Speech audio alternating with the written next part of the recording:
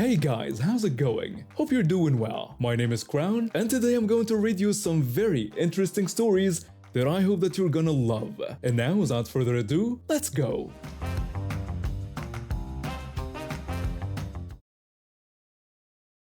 For context, I'm 28 female and own a 3-bedroom house that I bought 2 years ago. My best friend Maya has been going through a rough patch. She got laid off from her job about 4 months ago, and her landlord decided not to renew her lease. She asked if she could crash at my place for a few weeks while she got back on her feet, and obviously, I said yes. We've been friends since high school, and I wanted to help her out. Maya moved in around mid-September. The agreement was simple. No rent since it was temporary, but she'd chip in for groceries and utilities. She'd use the guest room and have access to the common areas. I made it clear this was a short-term thing, maybe a month or two max, while she found a new job and apartment. The first few weeks were fine. She was actively job hunting, helping around the house, and we'd hang out and watch movies like old times. But then things started changing. Around week 3, Maya started acting like she owned the place. She rearranged my living room furniture without asking. When I came home from work one day, my couch was on the opposite wall and she'd moved my bookshelf to a different corner. I told her I preferred it the way it was before, and she seemed annoyed that I wanted to change it back. Then she started inviting people over without checking with me first. I come home to find random people I didn't know hanging out in my living room. When I asked her about it, she brushed it off and said she didn't think she needed permission to have friends over. The job hunting seemed to stop completely. Every time I asked how the search was going, she'd get defensive and say she was being selective about opportunities. But I never saw her on her laptop filling out applications anymore. By week 6, she started making comments about how much she loved living there and how she never wanted to leave. At first, I thought she was just being appreciative, but the comments got weirder. She started talking about future plans for the house, like what color we should paint the kitchen or how we should convert the garage. I reminded her this was temporary and asked about her apartment search. She got really cold and said she thought we had a good thing going and didn't understand why I was trying to kick her out. That's when I started getting worried. In week 8, I came home to find she'd moved a bunch of her stuff out of the guest room and into my home office. She'd pushed my desk to the corner and set up her own workspace, complete with her desktop computer and a bunch of personal items. I was furious. I told her she couldn't just take over my office and she needed to move her stuff back. She refused and said she needed a proper workspace and the guest room wasn't cutting it. We had a huge argument where I reminded her she was a guest in my house and she didn't have the right to claim another room. She stormed off and didn't speak to me for 2 days. After that argument, I started doing some research because her behavior was freaking me out. That's when I learned about squatters' rights and adverse possession. In my state, someone can potentially claim rights to a property if they've lived there openly for a certain period and the owner doesn't take action to remove them. I immediately called my cousin who's a lawyer. He told me that while the time frame for adverse possession is usually years, not months, I needed to protect myself now. He advised me to give Maya a written notice to vacate within 30 days and document everything. I wrote up the notice that night and it was polite saying she needed to be out by November 15th.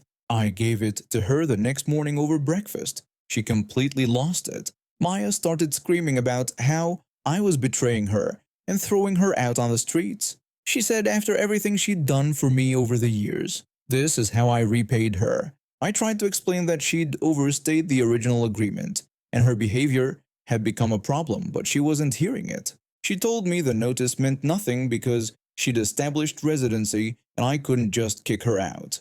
That phrase, established residency, made my blood run cold because it confirmed my fears about where her head was at.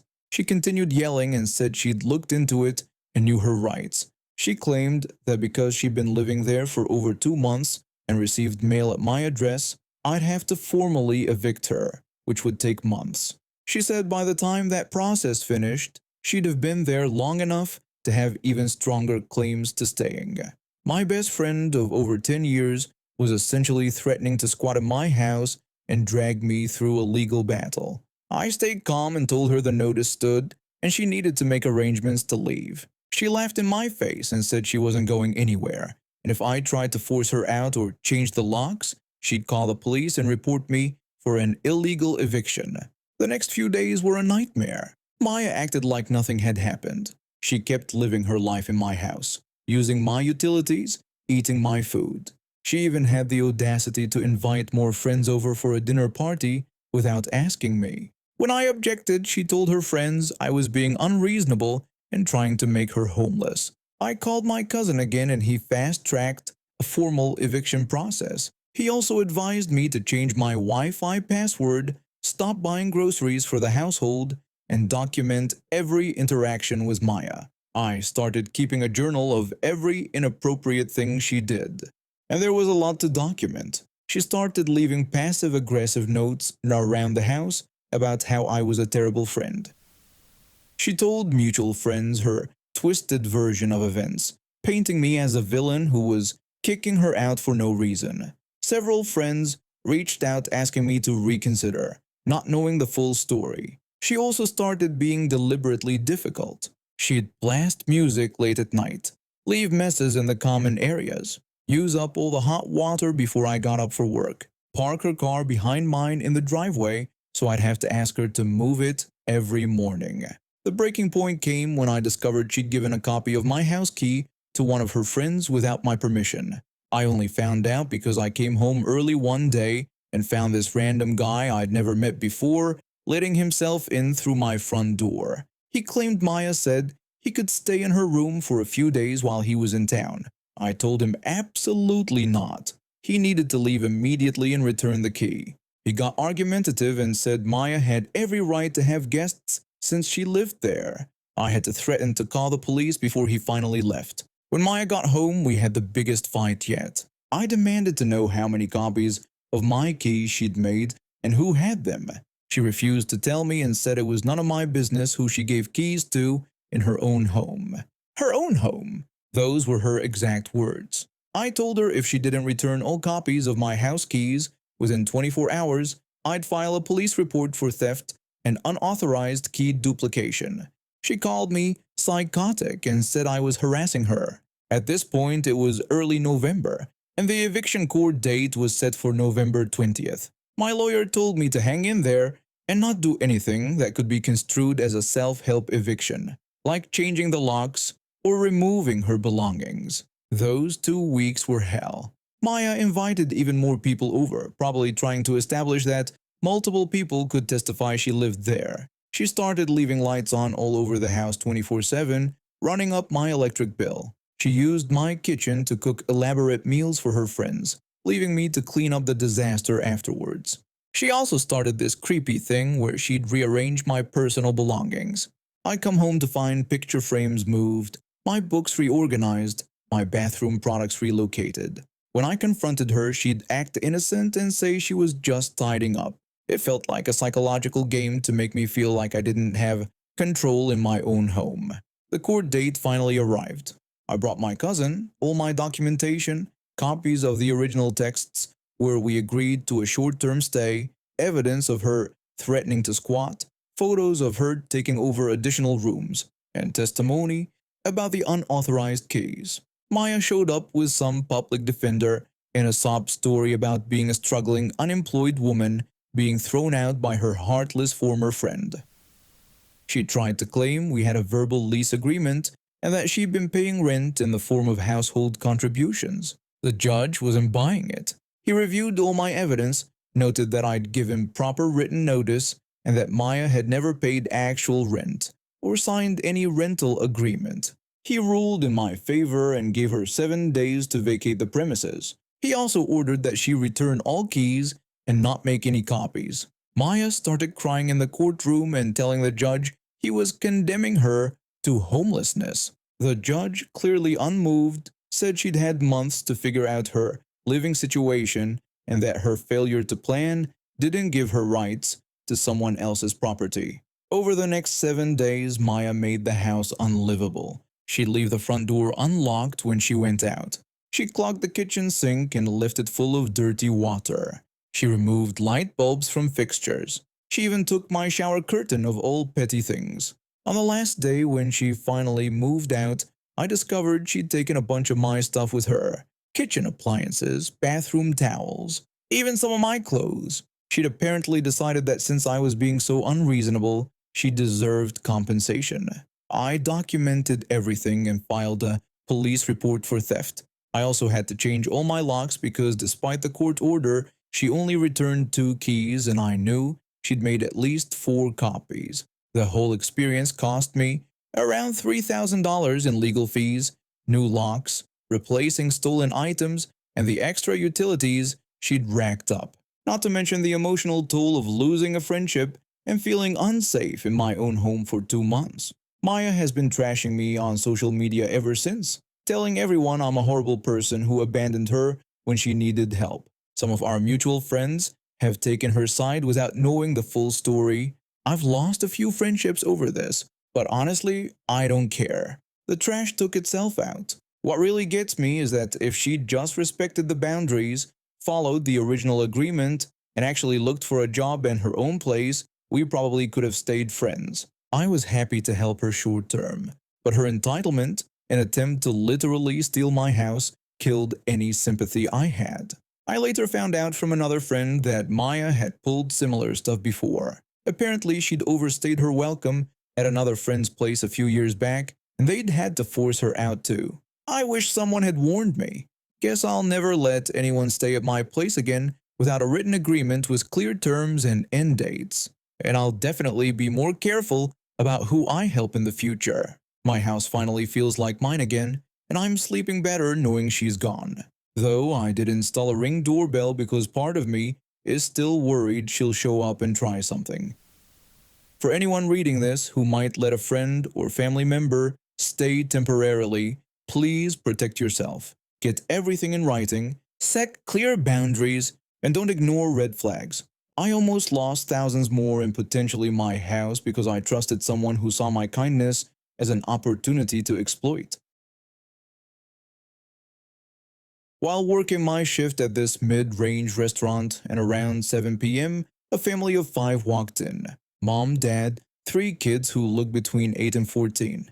The mom had that haircut. You know the one. The dad looked like he'd rather be anywhere else. I walked over to their table and started my usual welcome about specials and drinks. The mom cut me off and told me they'd be using several coupons and expected excellent service. I said that was fine and asked what they'd like to drink. She launched into a whole thing about how her middle child had very specific dietary needs, and I needed to make sure the kitchen understood that absolutely no dairy could touch his food. I told her I'd make a note and communicate it to the kitchen. Then she started rattling off her drink order. Sweet tea, but not too sweet, with exactly 3 lemon wedges, not 2, not 4. The dad wanted water with no ice. The oldest kid wanted Sprite, but only if it was Sprite and not Sierra Mist or some other lemon lime soda. The middle kid with the dairy thing wanted fruit punch, but she asked if we could guarantee it was 100% juice. I said it was not. She got all huffy and said he'd just have water then. The youngest wanted chocolate milk. I brought out the drinks. Everything went fine until the mom took 1 sip of her tea and immediately flagged me down. She said it was way too sweet and I clearly hadn't listened to her. I apologized and offered to get her a new one. She said I should have gotten it right the first time and reminded me that she'd warned me they were using coupons, so I'd better step up my game. I brought her a new tea. She took a sip, made a face, and said now it wasn't sweet enough. I asked if she'd like me to bring her some sugar packets. She looked at me like I'd suggested she'd drink gasoline and said she shouldn't have to fix her own drink. At this point, I grabbed my manager. He went over, did his whole smooth talking thing, and got her to accept the tea with some sugar packets on the side. Then came the food order. The mom had all these modifications. She wanted the chicken Alfredo, but with marinara sauce instead of Alfredo sauce, grilled chicken instead of breaded, extra vegetables but only broccoli and no other vegetables, and could we make sure the pasta was al dente because she couldn't stand mushy pasta. I wrote it all down. The dad ordered a steak medium rare, simple enough. The oldest kid wanted a burger with about 47 modifications. The middle kid with a dairy issue ordered chicken tenders and fries. and the mom reminded me 3 times about the dairy thing. The youngest wanted mac and cheese. I put the order in, made sure to highlight the dairy allergy in the system, and told the kitchen staff in person. Food came out about 25 minutes later. I brought it to the table. Before I could even set down all the plates, the mom was inspecting her dish like she was a health inspector. She called me over and said this was definitely Alfredo sauce, not marinara, and she'd specifically said marinara. I looked at the plate. It was definitely marinara. The Alfredo sauce is white and creamy. This was red tomato sauce. I told her it was marinara sauce, and Alfredo sauce was white. She raised her voice and said she knew what Alfredo sauce looked like, and this was it. I asked if she'd like me to get the manager. She said she wanted to speak to the chef. My manager came out first. He looked at the plate and confirmed it was marinara. She demanded to see the chef anyway. The chef came out looking annoyed and also confirmed it was marinara sauce. The mom insisted we were all wrong and demanded a new meal. The chef went back and made her literally the exact same thing. We brought it out. She took one bite and announced the pasta was mushy and inedible. Meanwhile, the dad was quietly eating his steak. The oldest kid was fine with his burger, but then the middle kid took a bite of his chicken tenders and the mom freaked out. She started yelling that we'd given him food that touched dairy and we were going to kill her son. I rushed over and asked what was wrong. She pointed at the chicken tenders and said they were obviously breaded with milk in the breading. I told her our chicken tenders were just chicken, flour, and seasoning, no dairy. She didn't believe me and said she wanted to see the ingredient list. I brought out the box the chicken tenders came in. No dairy in the ingredients. She looked at it and said the factory probably processed dairy and that wasn't acceptable. At this point, the kid was still eating the tenders and seemed totally fine. The manager comped the entire meal and asked him to leave. The mom started screaming about discrimination and how she was going to post about this on every review site imaginable. The dad finally spoke up and suggested they should just go. She turned on him and snapped at him about always taking everyone else's side. They left. Didn't tip, obviously. And true to her word, the mom posted a novel-length rant on Yelp, Facebook, and Google reviews saying we'd tried to poison her son and that I was the rudest server she'd ever encountered. She came back 2 weeks later and acted like she'd never seen me before in her life. Tried to use another coupon. My manager recognized her immediately and told her she wasn't welcome back. She pitched another fit and left. Some people, man. Some people. I've been living in my apartment complex for about 3 years now. It's nothing fancy, just your standard 2-story building with a shared parking lot. The rent's decent, my neighbors are mostly cool, and I've never had any real problems until Karen moved in about 8 months ago. She drives this massive RV that she parks in the lot, even though our lease says no recreational vehicles in the tenant parking area. Management never really enforced it because honestly, who cares? There's plenty of space. But Karen, she cares about everything except the rules that apply to her. The trouble started about 2 months ago. I work nights as a security guard at the warehouse, so I usually get home around 7 in the morning. My assigned spot is right next to the building entrance, spot 12. Karen's assigned spot is 15, 3 spots down. One morning, I came home to find Karen's car in my spot. I was exhausted from a 12-hour shift, so I just parked in one of the visitor spots and went to bed. No big deal. But then it happened again and again. By the 4th time, I was getting annoyed. I knocked on her door one afternoon. She opened it and asked what I wanted in this annoyed tone. I explained that I was her neighbor from apartment 8 and that she'd been parking in my spot pretty regularly. I said I was hoping we could figure something out. She said she didn't know what I was talking about. I clarified that I meant spot 12, which was mine, and that hers was spot 15. She said that maybe if I parked there more consistently, she wouldn't accidentally take it. I explained that I did park there every day, but that I worked nights, so I was coming home when she was probably asleep. She said it wasn't her problem and that if my spot was empty when she needed it, she was taking it. I tried to say that wasn't how assigned parking worked. She literally slammed the door in my face. I went to the property manager the next day. He said he'd send her a warning letter. Great. That should fix it, right? Nope. She kept doing it, so I started leaving notes on her windshield. Polite ones at first, then less polite. She ignored them all. Then came the morning that really set everything off. I got home from work to find not only was Karen in my spot, but there was a boot on my car in the visitor spot where I'd parked. Turns out the apartment complex contracts with a towing company that boots cars in visitor spots if they're there longer than 4 hours. I called the towing company, paid the $75 to get the boot removed, and I was fuming. This was directly Karen's fault. If she wasn't constantly stealing my spot, I wouldn't have to park in visitor. I confronted her again that evening. I said she needed to stop parking in my spot and that I just had to pay $75 because of her. She said that wasn't her fault and that I shouldn't park in visitor if I didn't want to get booted. I reminded her that I only parked in visitor because she was in my assigned spot. She said to prove it. I said the numbers were literally painted on the ground. She just said whatever and that I should stop harassing her or she'd call the cops. I went back to my apartment and tried to let it go. I really did. But then, a week later, I came home to find my car had been towed. Not booted, fully towed. I called the towing company and they said someone from the complex called in a complaint about an abandoned vehicle in visitor parking. It cost me $250 to get my car back from the impound lot, plus an Uber to get there since, I didn't have my car. I knew it was Karen.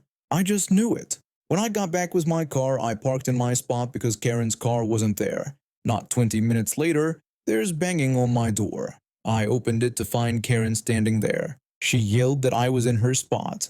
I yelled back that it was my spot, number 12, and said to look at her lease. She insisted she'd been parking there for weeks and that it was hers now. I said that wasn't how anything works. She threatened to call a tow truck if I didn't move my car. I said to go ahead because it was my assigned spot and they wouldn't do anything. She called, and somehow, probably because she lied to them, they actually came out. But when I showed them my lease with my spot number, they left without towing me. Karen screamed at them as they drove away. That's when I decided I'd had enough of playing nice. I spent the next 2 days doing research. I pulled up our lease agreement, the complex parking rules, and city ordinances. Turns out RVs and recreational vehicles are only allowed in apartment parking lots for 24 hours for loading and unloading purposes. After that, they need to be in proper storage facilities or you get fined. Karen's RV had been sitting there for 8 months straight. I documented everything. Took photos with timestamps, measured the RV to confirm it exceeded the size limits listed in our parking regulations. Then I filed a formal complaint with both the apartment management and the city code enforcement office. Within a week, Karen got a notice. She had 48 hours to remove the RV or it would be towed at owner's expense. I watched from my window as she ran around frantically making phone calls.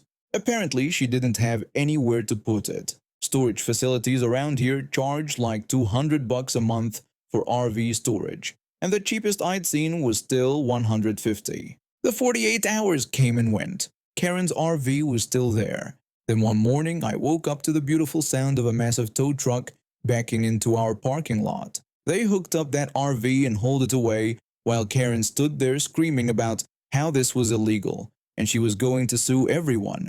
Here's the thing though. I did some more digging and found out that getting an RV out of impound isn't like a regular car. The fees are astronomical. We're talking $500 for the tow itself, plus $100 per day storage fee, and you have to pay in full before they release it.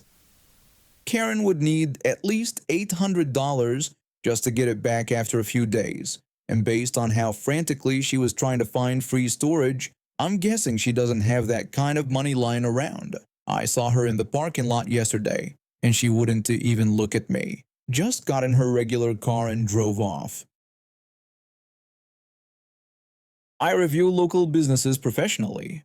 It started as a way to share my experiences and help others decide where to spend their money. Over time, I built up a decent following on the review sites, and some businesses even started offering me perks and discount vouchers. It became this fun little hobby that let me try new places while saving some cash. One evening, I decided to check out this restaurant I've been eyeing for a while. I had purchased a voucher for the place a few weeks back through one of those deal sites, and it was set to expire that very day. The voucher was for $20 off any meal over $40, which seemed like a solid deal. I figured I'd grab dinner there and finally use the thing before it became worthless. I walked in around 6:30, right during what should have been their dinner rush. The place was pretty empty, which struck me as odd. Only 2 tables were occupied in a restaurant that could easily seat 50 people, but I brushed it off. Maybe it was just a slow night. What really got my attention was how long I stood there without anyone acknowledging me. I waited near the entrance for a good 5 minutes, watching staff walk past like I was invisible. The whole vibe felt off, but I'd driven 20 minutes to get there, and I wasn't about to waste my voucher, so I stayed put. A woman in her mid-40s approached me. She looked annoyed, like I was bothering her by existing in her establishment. She asked if she could help me with something, her tone making it clear she'd rather be doing anything else. I told her I wanted to dine in that evening and that I had a voucher I'd like to use for my meal. I pulled out my phone and showed her the digital voucher. She squinted at it. Then her expression shifted to something between confusion and irritation. She told me to hold on and walked away without another word, disappearing into the back. I stood there for another few minutes, wondering what the issue could be. The voucher was straightforward. It had a barcode, an expiration date, and clear terms. Nothing complicated. When she came back, she had another woman with her. The second woman was older, probably in her late 50s, and carried herself like she owned the place. Turns out she did. She asked if I was trying to use one of those vouchers, emphasizing the word like it was something dirty. I confirmed that I was and mentioned that I'd purchased it a few weeks ago and today was the last day to redeem it. She flat out told me they weren't accepting it. When I asked why not, she said it was too late. I pointed out that the expiration date was today, meaning it was still valid. I showed her my phone again, pointing directly at the date printed on the voucher. She barely looked at it before waving her hand dismissively and saying she didn't care what it said. They weren't honoring it. Her tone was sharp, almost hostile. I felt my patience starting to wear thin, but I kept my voice calm. I told her that if she was refusing to honor a valid voucher, then I'd need to request a refund through the site. That seemed to set her off. Her face turned red and she started going on this rant about how people always try to take advantage of her business, how vouchers bring in cheap customers who don't appreciate good food, and how she was sick of dealing with the voucher site altogether. I just stood there listening to her unload, realizing this wasn't worth the $20 I'd saved. I told her it was fine and that I'd just leave. I turned and walked out.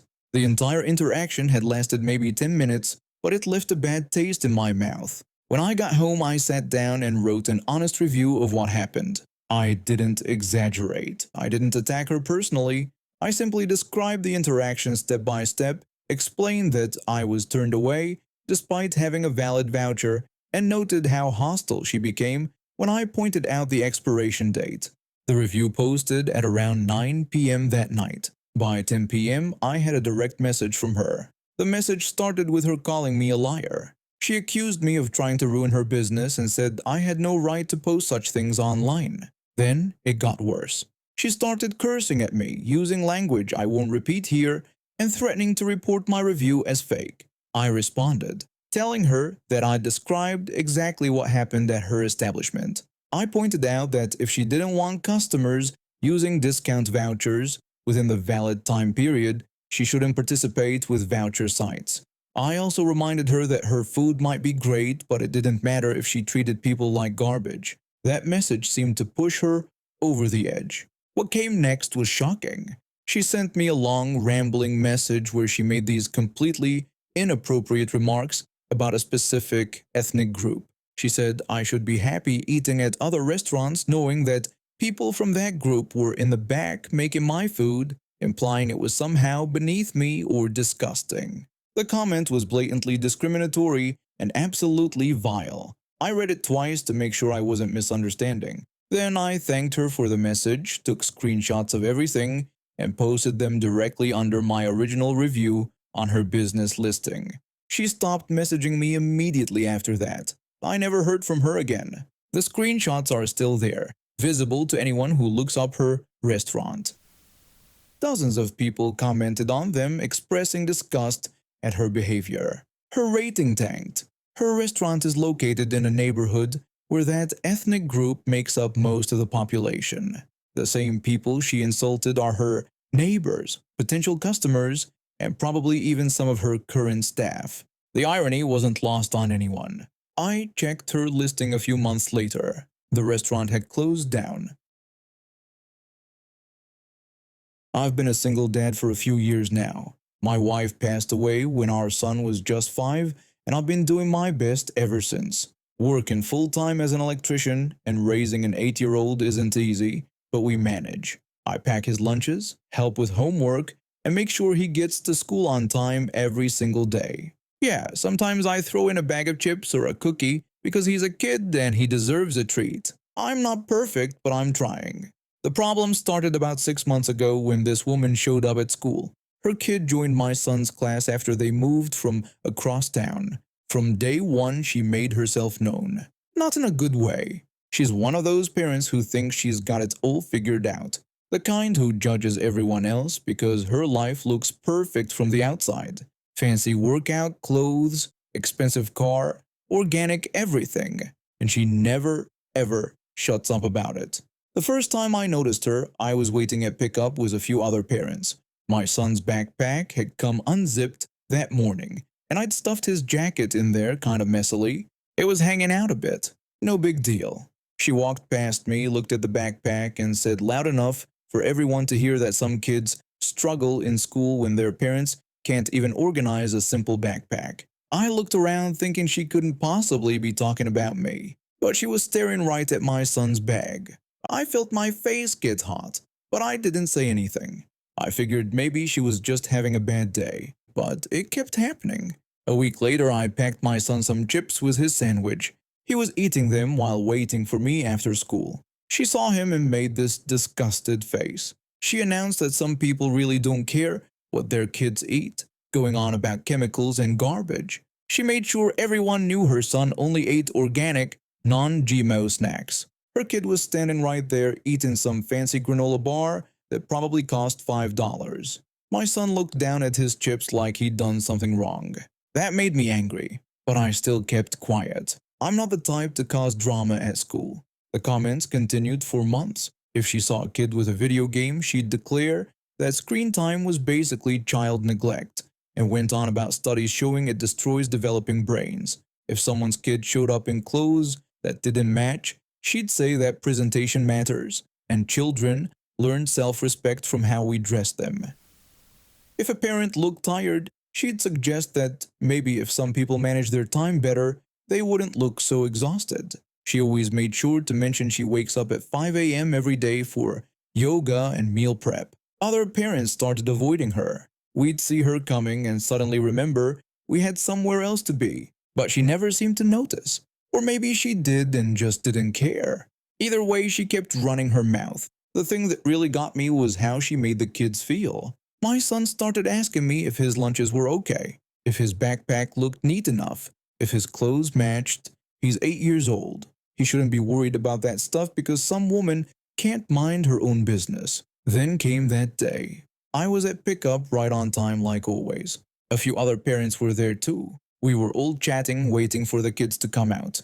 3:15 came and went. 3:20, 3:30. Most of the kids had been picked up. At 3:45, she came rushing up in her fancy SUV. She practically jumped out, looking completely frazzled. Hair messy, no makeup, wearing sweatpants and an old t-shirt. I'd never seen her look anything less than perfectly put together. She speed-walked to the door where a teacher was waiting with her son and a few other late pickup kids, including mine. My son saw me and ran over. Her son saw her and did the same. But when her kid got close to us, he suddenly stopped and looked at my son. They're friends, actually. They play together at recess sometimes. Her son asked my son, loud enough for everyone nearby to hear, why his mom sleeps at Mr. Jason's house when his dad is at work. Time stopped. Every parent within earshot froze. She went completely white. Her mouth opened, but nothing came out. I saw her trying to think of something to say, some way to explain or deflect. I looked right at her, gave her my biggest smile, and told her that must be the parenting style she was talking about. The other parents tried not to laugh, but a few of them failed. One dad actually had to turn around and walk away because he was cracking up. She grabbed her kid's hand and practically dragged him to the car without saying a single word. I haven't heard a peep from her since. She still does pick up, but now she waits in her car and sends her kid to walk to her instead of coming up to the door. When she does have to get out, she avoids eye contact with everyone. Last week I saw her kid eating regular potato chips at school. Guess the organic thing didn't work out. And now we have reached the end of today's stories. Thank you for watching, and see you next time.